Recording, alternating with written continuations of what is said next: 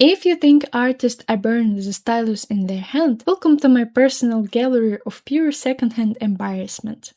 We'll have those old drawings that are just painful to look at, so today I've decided to hold on exorcism. We are taking a piece I drew 6 years ago, breaking it down bone by bone, exposing all its things, and redraw it with everything I know now.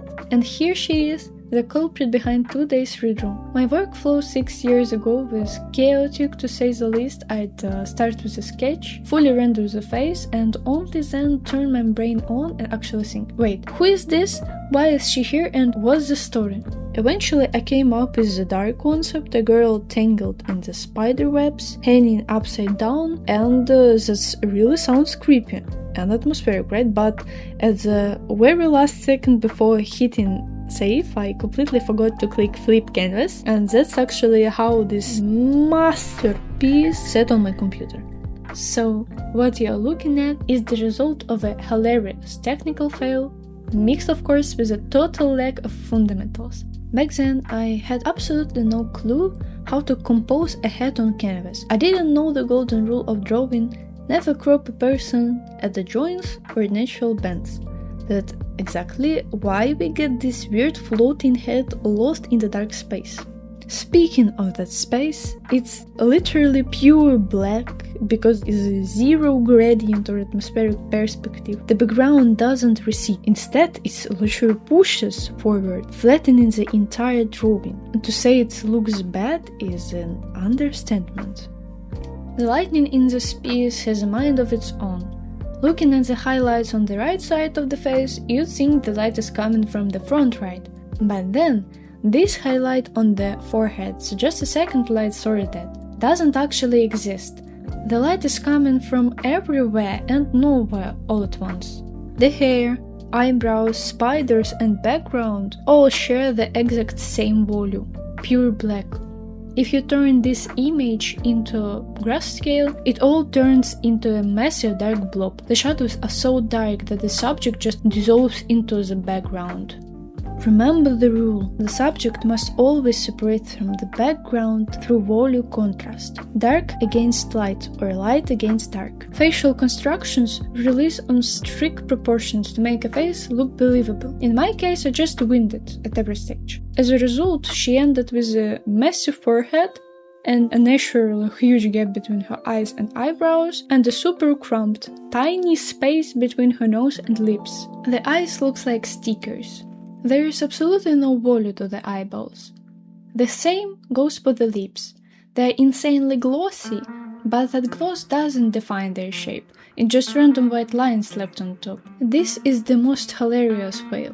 Since I didn't understand how shadows work, I thought, hey, I can just copy the spider, change the blending mode, offset it a bit, and boom, the perfect shadow. Yeah, that's not how it works. A shadow has to warp around the form. A face isn't a flat sheet of paper. It's a complex structure of muscles, fat, and skin that create unique blend change and relief. The spider web looks more like stray gray hair or random smoke because it completely lacks structure and tension. Getting the layout and the sketch right was a quite struggle because I actually had 3 different candidates for the final piece. In the first one, I wanted to focus entirely on anxiety. Because, come on, isn't it deeply unsettling when spiders are crawling all over your face? It's a pure horror. In the second concept, I wanted to try something completely new and push the idea further. I thought, what if a spider is literally crawling out of your eye? That would perfectly match the vibe I got from looking at my old drawing. But then I realized I was trying too far from the original composition. In my opinion, keeping the core layout is exactly what helps track progress. So I went with option number 3. Looking back, I vividly remember my thoughts and intentions while making that old artwork. I wanted her to be calm. I didn't want her to look terrifying of the spiders, so in this final version I decided to make her look completely exhausted. An embodiment of total burnout. In the original piece she just had grey eyes. I didn't intend for her to be blind, but while analyzing it now I realized that making her blind would perfectly show just how detached she is. She doesn't see her future or her past anymore, she just doesn't care. That was the exact idea I decided to develop. Once I logged in the composition and the choral message, I moved on to coloring. Right away, I knew I had to fix the background. It had to be dark because in the old piece I wanted to capture a sense of deep gloom, but because of that flat black space, everything got lost. The hair, the spiders, even the eyebrows and lips just melted into the canvas. Back then, I didn't realize that you can't expect the viewers to automatically see what's inside your head. Looking at it now, I understand that while you can generalize some areas and let the viewer's imagination fill in the blanks, you still must clearly define where the objects are and how they interact with the environment. So to separate them, I used the rule of value contrast, dark against light and light against dark. To me, this is the ultimate rule of rendering depth, and it's something I always keep in mind now. Back then, my entire shadow game consisted of using soft light and hard light, blending modes with a single boring brownish tint. No variety whatsoever, which is why the old work looks so dull and inspiring. Nowadays I use references for literally everything, from lightning to tiny details, and it makes drawing so much easier. I had two main references for the girl's face, one for her features and one for the lightning. Watching how the shadows fell on the face, I painted calmly, constantly squinting and switching my canvas to grayscale to make sure my light to shadow ratio matched the second reference.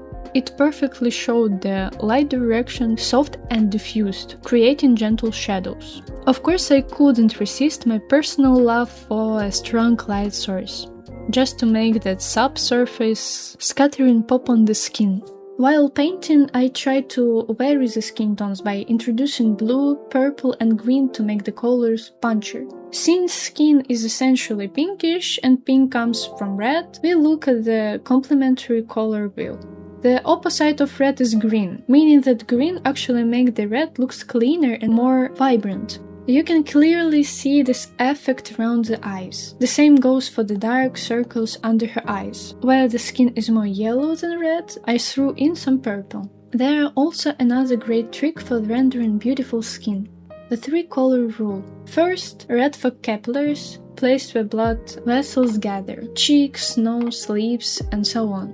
Second, yellow for fat and tenders, which cover most of the face and body. When light penetrates these areas, it scatters into a warm yellow or orange tone. And third, blue for veins, used where the skin is thin or between muscles, creating those complex cool undertones. By the way, this rule is exactly why the men got a blue tint in their stubble area. The skin is packed with tiny hair follicles. An artist needs to know how to exaggerate these colors to make the image looks interesting and visually rich. Eventually, I started wrapping up the piece, and it was time to place the spiders, which was the main concept. But as I was figuring out the placement, I realized something important that I almost missed. In the original work, the spiders aren't just flat black. They have highlights. Spiders are naturally dark, so their glossy, reflective texture was crucial to making the image work. In some spots I had to heavily exaggerate the skin reflection on their thin legs just so they wouldn't disappear against the hair or the dark background. Sure, some parts could still be improved, but I decided to not get bogged down in endless tweaks. Otherwise, you can easily get lost in details, and as a Leonardo da Vinci reference goes, just run away with your painting into the sunset. Never show it to the world. Shadows are something you always have to get right. Honestly, with just accurate light and shadow, you can already convey a clear story on canvas. But creating realistic cast shadows is a true art form. Since I'm not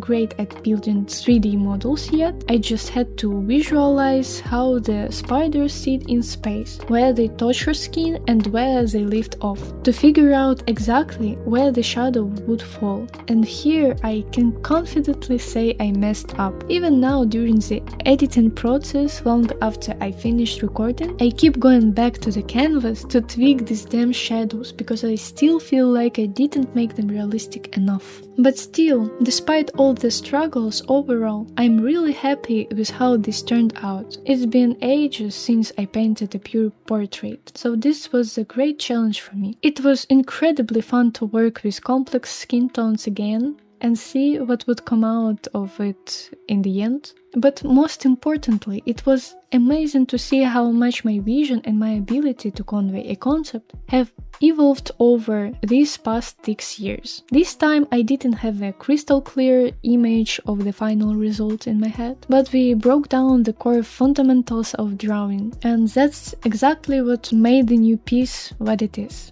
A huge thank you to everyone who stayed with me until this exact moment. I put a lot of effort into making this video, and right now I need your feedback more than ever. English is not my native language, and I actually translated this entire script using Gemini. I really hope the translation makes sense and my pronunciation didn't let me down, but if you noticed any mistakes, please let me know in the comments. Lastly, please check out my other video with a voiceover. It's about Subnautica, where I drew the Leviathans, and I have a big request for you. Right now, mostly my close friends comments on the videos. They see my whole process, so they always praise my work. It's super sweet, but I really need a honest comment from the outside. Your view can be that reality check that helps me grow. Please be my critic and tell me the truth in the comments. Head over to the Subnautica video, the link is on the screen. Thank you so much for watching, and bye!